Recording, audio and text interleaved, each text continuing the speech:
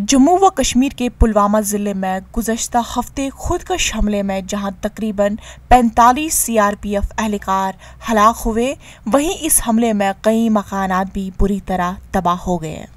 लथपोरा के कमहार मोहल्ले में इस हमले की वजह से तकरीबन 15 रिहायशी मकानात को काफ़ी नुकसान पहुंचा है।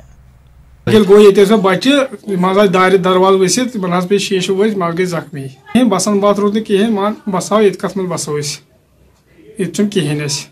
मकामी लोगों का कहना है कि उस वक्त धमाके की वजह से वो खौफजदा हो गए और घरों से निकलकर महफूज मकामात की तरफ भागने लगे। बराबर 3 बजे बस सोद जलजल आव कड़ दाव तर फिक्रे कित वत नबर गई अन गट द्राय नबर वत नबर कुन तो मे वुच बस खून बापत्रस खून लग इमन खून वथरावने। मकामी लोगों ने हुकूमत से मुतालबा किया है कि खुदकश हमले में तबाह हुए घरों की मरम्मत के लिए उन्हें इमदाद फराहम की जाए। श्रीनगर से मीर फरहत की रिपोर्ट।